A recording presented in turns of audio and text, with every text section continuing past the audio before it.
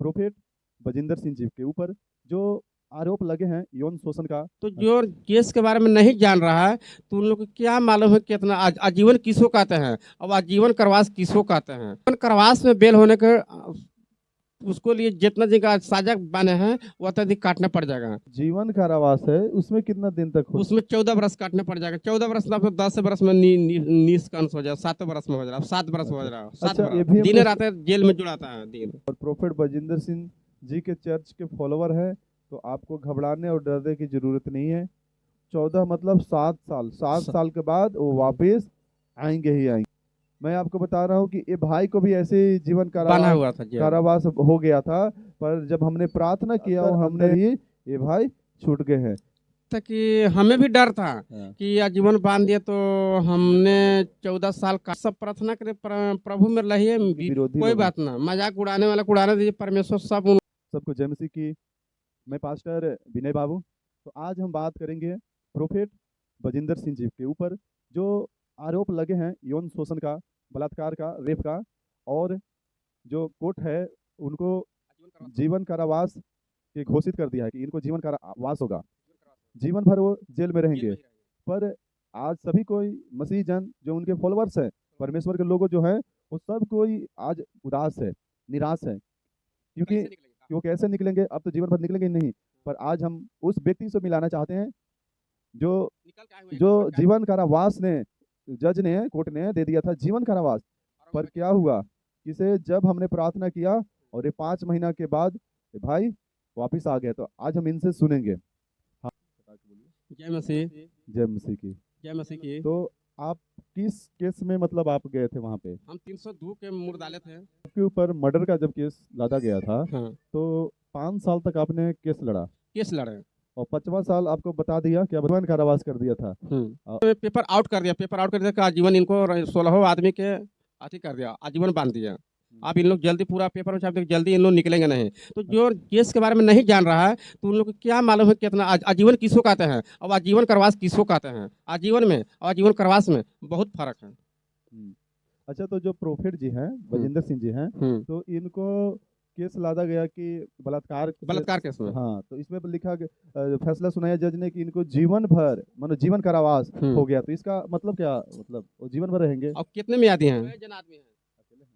Single मुर्दाले। हाँ ठीक है, आजीवन में भी बेल हो जाता है। अच्छा। आजीवन में बेल हो जाता है। आजीवन करवास में बेल होने के उसको लिए जितना दिन का साजा बने हैं वो उतना दिन काटना पड़ जाएगा। तो आपको आजीवन आजीवन बोले ना? आजीवन। जो जीवन कारावास है उसमें कितना दिन तक हो? उसमें 14 बरस काटने पड़ जाएगा। 14 बरस ना तो 10 बरस में निष्कांस हो जाए, 7 बरस में हो जाए, 7 बरस हो जाए, सात अच्छा, बरस ये भी दिन हमने रात जेल में जुड़ाता है दिन। अच्छा, मतलब जीवन कारावास जो होता है वो 14 साल के लिए होता है, तो दिन रात जब जोड़ाएगा तो मतलब 7 साल। 7 साल होगा। सात निकल गए। 7 साल हो जाएगा। 7 साल। 7 साल के अंदर में रात दिन जुड़ा करके निकल जाएंगे। मेरे प्रियो, हम आप सबके बताना चाहते हैं कि जो प्रभु यीशु मसीह के अनुयायी हैं और प्रोफेट बजिंदर सिंह जी के चर्च के फॉलोवर हैं, तो आपको घबराने और डरने की जरूरत नहीं है।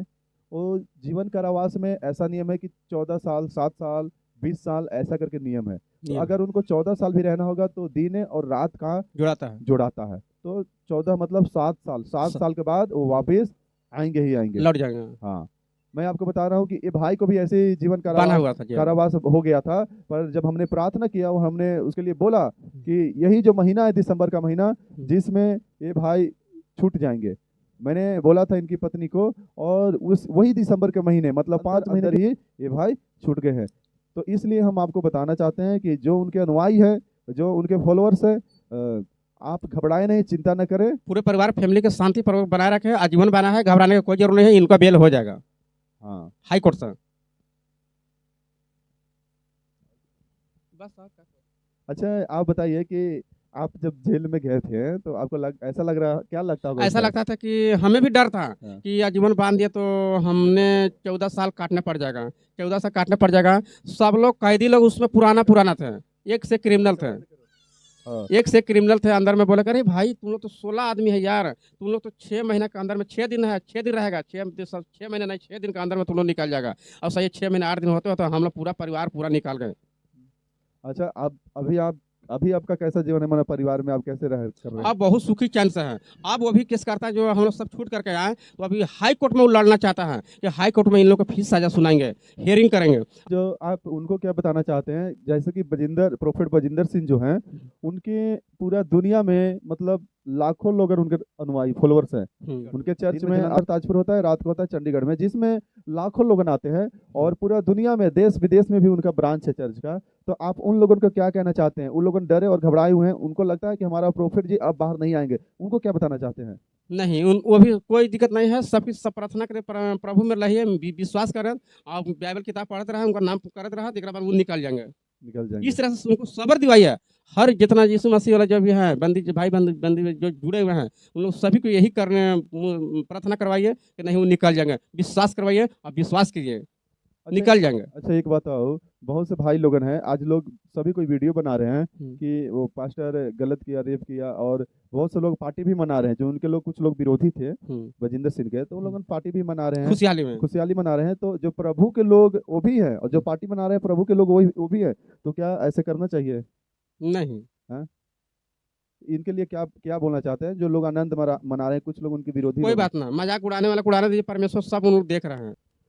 मेरे प्यारे परमेश्वर के लोगों, हम बताना चाहते हैं कि आप घबराए नहीं, प्रोफेट जी जल्द ही आएंगे। एक टाइम होता है 7 साल, 14 साल, 20 साल, और उनके लिए ये भी समय दिया जाएगा, और फिर से प्रभु के महिमा वैसा ही होगा जैसे शुरू से होया है। शैतान शर्मिंदा होंगे, परमेश्वर के नाम महिमा ऊंचा होगा। और एक बात और हम बताना चाहते हैं कि एक मनुष्य, पूरा बाइबल में लिखा है कि एक मनुष्य पूरा दुनिया को प्राप्त कर ले पर अपना जान के हानि उठाए तो उसे क्या लाभ?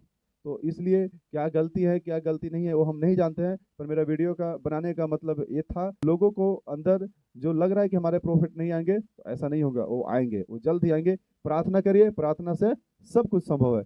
प्रभु आप सबको आशीष दे। आमीन।